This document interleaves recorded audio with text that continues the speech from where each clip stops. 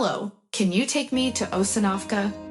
Grigory, the cab driver, was looking through the window at a girl flushed with frost. Her eyes stared at the driver with cheerfulness and courage. Her warm breath in the freezing cold, hoarfrost settled on the strands of girl's hair dislodged from under her cap. She looked so much like the girl from the fairy tale, Morosko, that Grisha involuntarily smiled. "You're not called Nastenka, by any chance?" The girl laughed.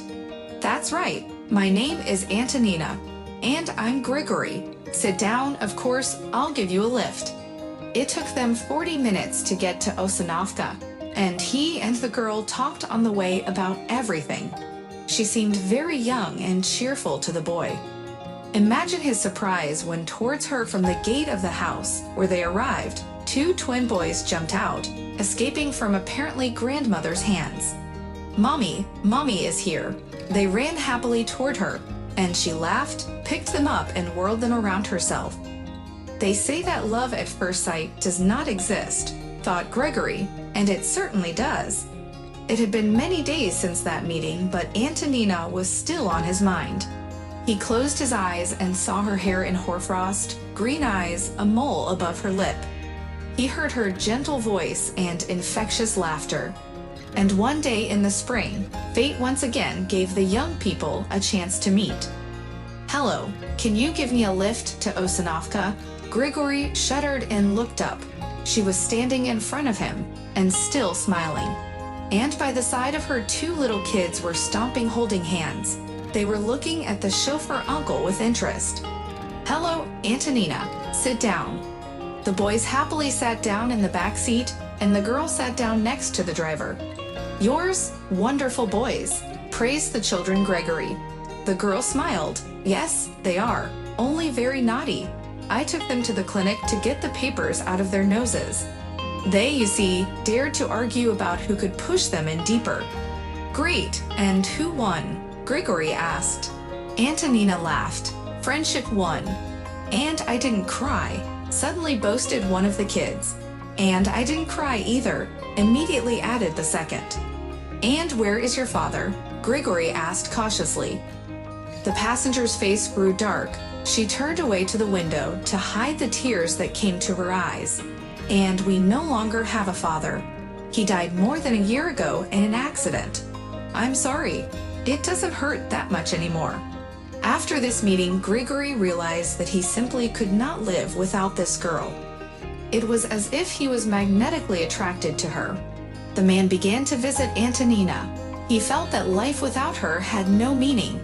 Antonina's children were also attracted to Grigory and joyfully ran towards him, overtaking each other. Asterisk, asterisk, asterisk. "Tanya, I love you and the children. Let's get married," Grigory confessed one day. "Do you really want to? Won't you change your mind?" Antonina asked. "Well, of course not. Tonight I will tell my parents to get ready for the wedding," Grigory firmly promised.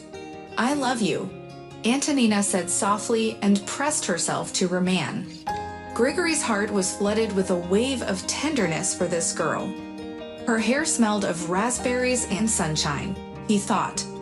They parted in the evening at the gate. It seemed to them that for a short time, but it turned out to be forever. Grigory hurried home to inform his father and mother of his decision. But the village word of mouth seemed to rush ahead of him. "Mama, Papa, I'm getting married," he declared right from the threshold, full of joyful feelings. Father rejoiced. "Thank God. Maybe I'll get to see my grandchildren." Somehow mockingly shouted the mother, "Lydia Romanovna, you'd better ask your son whom he is going to marry." Both father and son stared at the mother with their mouths hanging open. "What are you looking at? The whole village is buzzing. Grishka Ledyagin is going to Tonka, the widow from Osanovka." "Oh, that's enough." Her father sighed with relief. "She's been a widow for over a year." "Of course she has. Well done. What about the fact that Tonya already has 2 children, who'll be on our fool's neck right away? He'll go to the world with her." The mother was sobbing, choking on her tears, and kept on shouting, not letting anyone say a word. "Don't you dare, Grishka, to marry her. here is my motherly word to you. Do you hear? Immediately I'll curse you and her. I'll also spread gossip about your Tanya all over the neighborhood so that no one will marry her until she's old. Mom, what are you talking about? What did Tanya do to you? Grigory was indignant. You're right, Lidka, hold your snake tongue. The boy's father stood up for the girl. And you keep quiet, old man, when you are not asked. She's stealing my son's happiness, and you're meddling. At this point, Lydia Romanovna clutched her heart and settled on the floor, pale. Oh, my heart, she whispered with blue lips. The ambulance came quickly, and the woman was taken to the hospital. In a few days, when the danger to life passed, and her mother was transferred to a general ward, Grigory was allowed to see her. Oh, my son is here. In the weak, lifeless voice of a dying victim, the mother said, I must be dying. I have not long to live in this world. Yes, what are you talking about, mother? The doctor said that everything will be fine. That you just need to get better. Do not be nervous, reassured his mother Grisha. Oh, yes, your doctor lies everything. I feel bad, son, very bad. Give me your hand. Grigory obediently put his palm on his mother's hand. It really seemed to him somehow lifeless and cold. The mother quickly whispered, Oh, I feel that I will die soon, Grisha, and you have to promise me that you will not marry Tanya. Grishka in this situation was ready to promise his mother to throw himself off a cliff just to keep her alive. All right, mother, I promise, he said, sighing heavily. And take a good look at Maria Pershina, our neighbor. And what? The girl is young, beautiful, trained as an accountant. That's the kind of girl you need, son, smart, literate. Okay, Mom. Grigory nodded obediently, afraid to disturb his mother. Well, all right, go home already, and remember your promise, Lydia Romanovna said, visibly cheerful. Grishka was not himself all the time while his mother was in hospital. He did not even show his nose in Osanovka. He was afraid that he could not stand it if he saw Tanya. But he was drawn like a magnet to someone with whom he felt good and comfortable. In moments of peace, he closed his eyes and remembered their meetings with Tanya, her caressing touch, her gentle voice, her loving gaze, the smell of her hair. He was both dreaming and afraid of meeting her.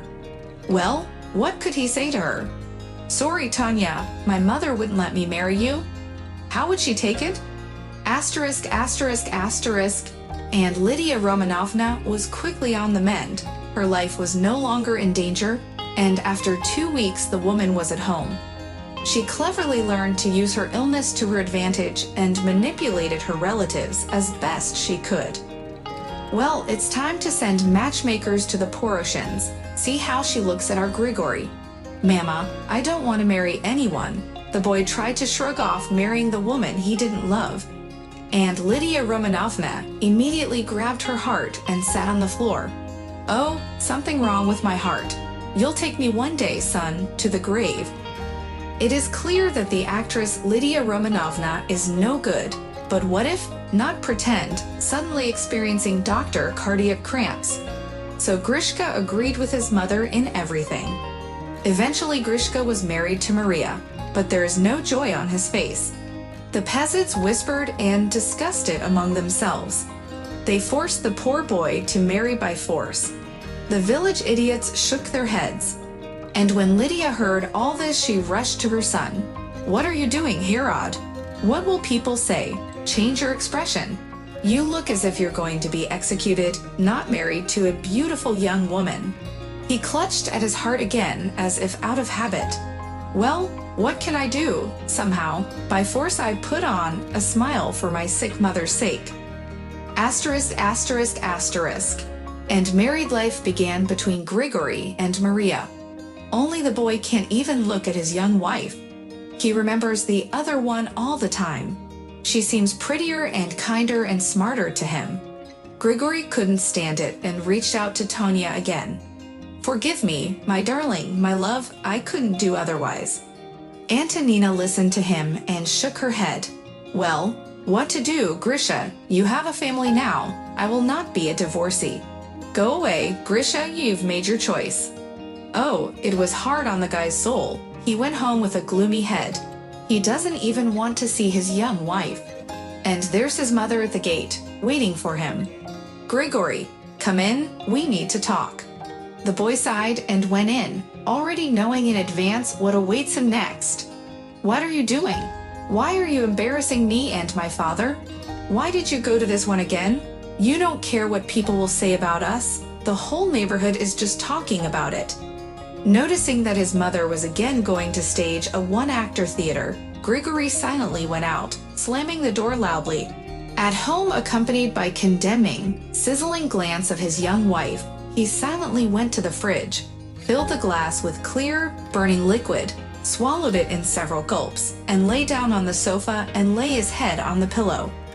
He dreamt of Tanya, spinning around with the children in the sunlight and smiling. Soon such a pastime became a habit with Grigory.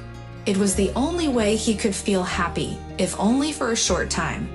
True, in the morning he was awaited with endless reproaches and scandals from his young wife, to the help of which often came Lydia Romanovna with her, would be ashamed, and what people will say. A year later, Grigory turned into a drunken, exhausted man. Maria left him, telling her mother-in-law that she had badly raised her son. Tanya took the children and left in an unknown direction. It turns out that Lydia Romanovna still decided to take revenge for the fact that she took happiness from Grisha, and started a rumor throughout the neighborhood that she was the bearer of a bad disease. Grisha, after the divorce, visited the girl's mother, but she flatly refused to say where the girl had gone. You, Grigory, are nothing but trouble for her, and if not, she'll find her happiness. And if not, in any case, it is better to be alone than to be near such a spineless man as you, she said, and slammed the door in front of the man. And Grigory sat at home, and trying to drown out the pinching in his heart, poured and poured into himself glass after glass of transparent, scalding liquid. And Lydia Romanovna silently wiped away her tears as she watched her son fall, and only repeated, God, what will people say now? Subscribe to our channel not to miss new interesting life stories. Give us your likes, write your opinion in the comments.